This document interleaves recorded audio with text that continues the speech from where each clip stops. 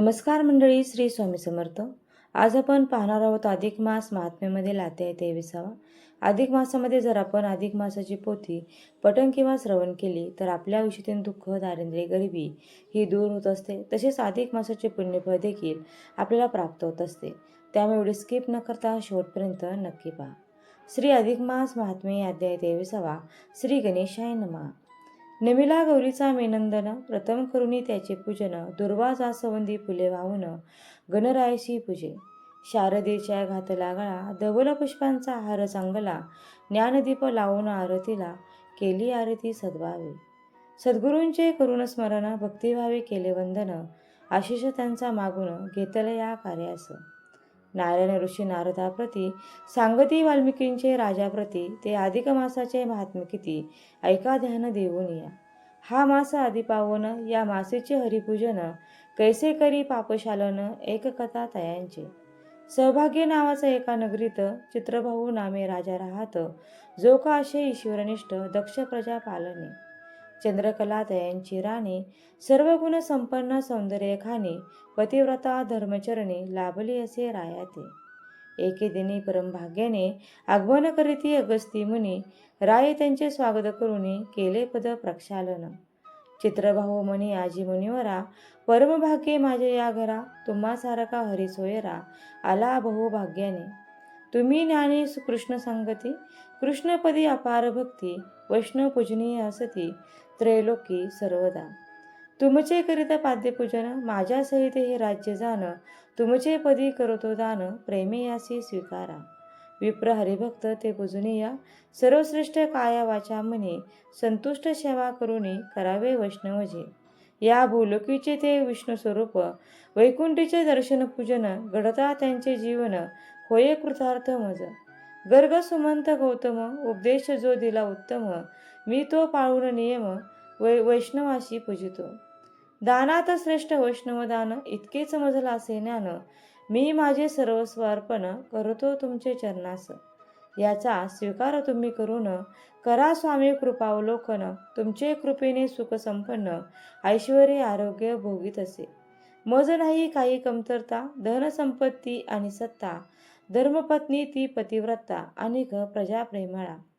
तव अगस्ती म्हणती रूपभरा, पुण्यशितोरी तुझी या पदरा, तू पूजसी वैष्णवीरा, विष्णू स्वरूप मान.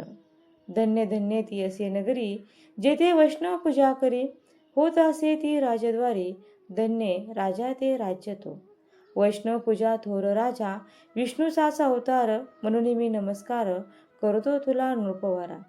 लीनता पाहून राजाची निष्ठा, वैष्णव पूजनाची बरली उजळती राजाची, आपल्या कृपा प्रसादे.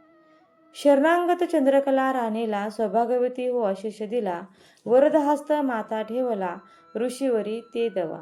म्हणती राजा तुमच्या मनीची, वृद्धी हो हरिभक्तीची, घडो सार्थका जन्माची, तुटो पेटी मरणाची.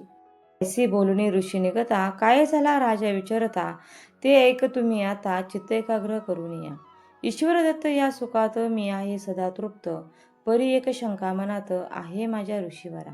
त्या शंकेचं करा निरसन, कोणते पुण्य पदरी म्हणून, राजवैभव मज लाग लाभले असे जन्मे ऐकून.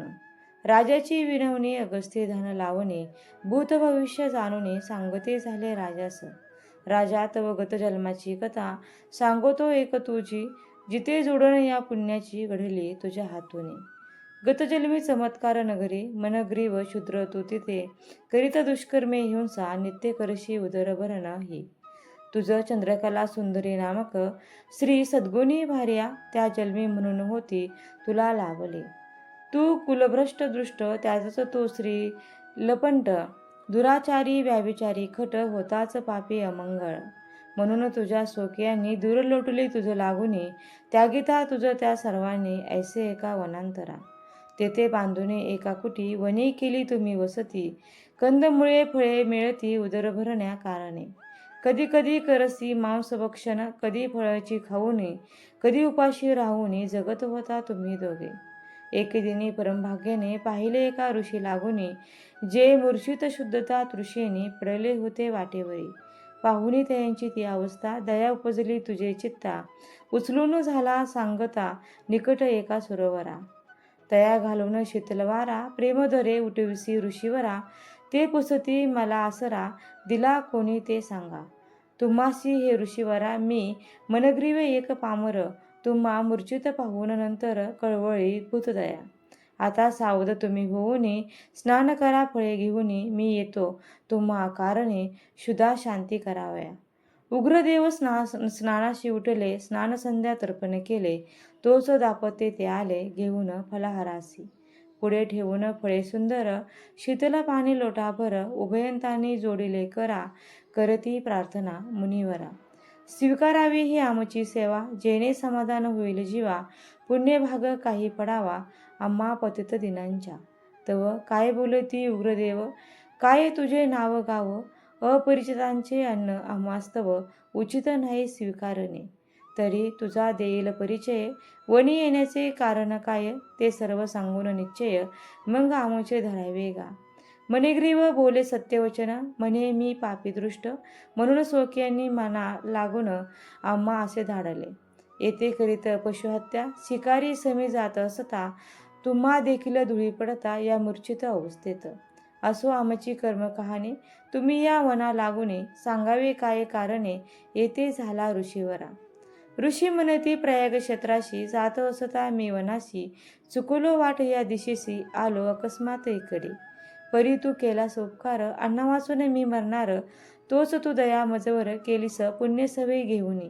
उग्र देवासी मनेग्रीव आला सो गुहासी, ऋषी सेवा करुणी पदरासी, जोडी पुण्य अक्षय. पत्नी सहित विप्रसेवेत, स्वदोषांची कबुली देत, क्षमा याचना झाले करीत, उभयंता त्या ऋषीवरा. त्या ब्रह्मनारद पुराणाचा, चित्रभाऊच्या गतजन्माचा, अध्याय अधिक मास महात्म्याचा पूर्ण इथे झाला असे. अरुण विनवणी करी खास, स्वीकारा प्राकृत रचनेस 23वा अध्याय, हरिचरणास प्रेमभावे समर्पितो. इति श्री अधिक मास महात्म्ये 23वा अध्याय समाप्त. श्री कृष्ण परमोस्तु. ओम नमो भगवते वासुदेवाय. आता या अध्यायाचा मराठी भावार्थ काय आहे तो देखील आपण जाणून घेऊया. श्री अधिक मास महात्म्ये अध्याय 23वा. चित्रभाऊंची गतजन्म कथा. नारायण ऋषी नारदास सांगतात की पूर्वी सौभाग्य नावाच्या नगरी चित्रभाऊ नावाचा एक विष्णुभक्त आणि प्रजादक्ष असा एक राजा राज्य करत होता. चंद्रकला ही त्या राजाची पत्नी सर्वगुण संपन्न पतिव्रता आणि धर्मचारिणी होती. एके दिवशी राजाकडे अगस्ती मुनी आले. राजाने त्यांचे उचित स्वागत केले. कठोर वैष्णवभक्त म्हणून राजाने, मी माझ्या राज्यासह माझे सर्वस्व तुम्हाला दान करत आहे, त्याचा स्वीकार करा स्वामी, आणि मी तुमच्या कृपेने सुख संपन्न ऐश्वर्य आणि आरोग्य भोगीत आहे अशी विनंती केली. तेव्हा अगस्त्य ऋषी म्हणाले, राजा, जिथे वैष्णवपूजा होते त्याचा सन्मान होतो ती नगरी आणि तो राजाही धन्य आहे. राजा हा विष्णूंचाच अवतार असल्याने मीच तुला नमस्कार करतो. असे म्हणून त्यांनी राजाच्या कृपाप्रसादाने आपली ओंजळ भरली आणि राणी चंद्रकलेला सौभाग्यवती भव असा आशीर्वाद दिला. असे बोलून ऋषी निघणार तितक्यात राजाने त्यांना विचारले की मुनिवर, माझ्या पदरी असे कोणते पुण्य आहे ज्यामुळे मला हे सुख प्राप्त झाले आहे, ते कृपया मला सांगा. तेव्हा राजाची ती विनवणी ऐकून अगस्त्य ऋषींनी ध्यान लावून भूत भविष्याचा वेध घेतला आणि तो राजाला म्हणाले, राजा, आता मी तुला तुझीच गतजन्मीची कथा सांगतो, ती तू ऐक.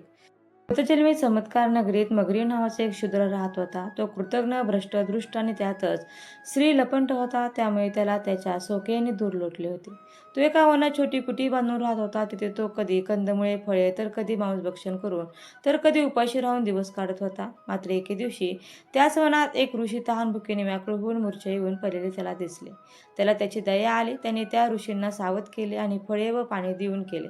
तेव्हा ते ऋषी म्हणाले की मी अपरिचिताचे अन्न कधीही घेत नाही, आधी तुझा परिचय दे. तेव्हा मगरीवाने आपली सर्व कर्मकहाणी त्यांना सांगितली. तो त्या ऋषींना मोठ्या आग्रहाने आपल्या घरी घेऊन गेला आणि ते दोघे त्यांची सेवा करू लागले.